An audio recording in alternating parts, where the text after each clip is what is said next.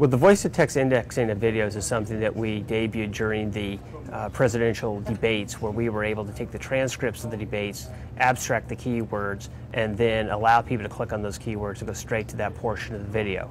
We did it again for the inauguration. That progress on that has continued, and so we're now getting to the point where we'll be able to offer that product on almost any video we run. In addition, it provides a big productivity boost for us, because we are gradually able to not have to have humans cut each clip, mark the in and mark the out for a particular clip. Instead, we can use this indexing technology to do the automatic cutting, and so we could process a vastly greater amount of video without any increase in headcount. So the key to video now, it's really come down to the meta tagging and the keying and the keywords. That's really where the whole shift seems to have come in for everybody making money now? Yeah, I think, well, that's really the key to being able to process the video and to search for it and to put it where to be able to put it where you want on the site. But the big problem with metadata has been trying to get human beings to type in what those keywords are at the point of production. And that's very difficult, because oftentimes you have field producers that are not even aware that their video is going to be used on the web, who are expected to put in the right keywords to make it searchable. That's a very long chain of custody, if you will, for a piece of video to maintain integrity for metadata. So that's why our automated system is so important, because we're not going to be relying on human beings to type those words in. We're going to take the words that are spoken on the video and be able to abstract out what the metadata, the keywords are, make that the metadata, make it searchable, and do it all in a very, very productive, low cost, low labor content way. NBC has a vast reservoir of video assets, and they are producing fresh video every day, more than any other news organization, because NBC has MSNBC cable, and they have nightly news, Dateline, Meet the Press, the Today Show, and special reports and local reports. So the quantity of video available to us is unmatched by any of our competitors.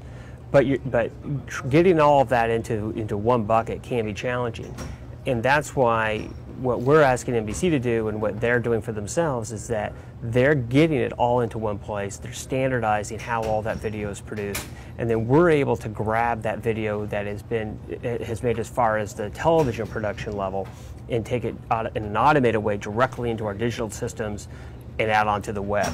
So we're getting very close to the point where there's a minimum amount of human intervention and touching of a video clip once it's shot by the producer. In the old school, or the old method, was we had what I used to euphemistically call the world's largest TiVo, where we would have satellite dishes on the roof of our building. We'd bring in the content, put it into a gigantic database, and then record it there, and then go through manually and pick out the videos that we wanted to put on the web. Now we're using the metadata, automated metadata. We're able to pull it, drop it into a database inside of NBC, pull it from there directly into our systems, and then make it searchable for our users directly off our site. And then our editors are basically focused just on what are the most important videos, what are the top videos, and placing those prominently on the story pages of our site and on our cover. But the rest of it is being handled in an automated way, so that we can offer a big array of video choices to our users. And with our player, the navigation enhancements of our player, what we're finding is that demand has shifted significantly from the most popular videos, the top videos, to the tail, and that we're seeing much more take up on tail viewing of video in a way that we had not seen before. And tail, you mean the niche stuff? The niche stuff.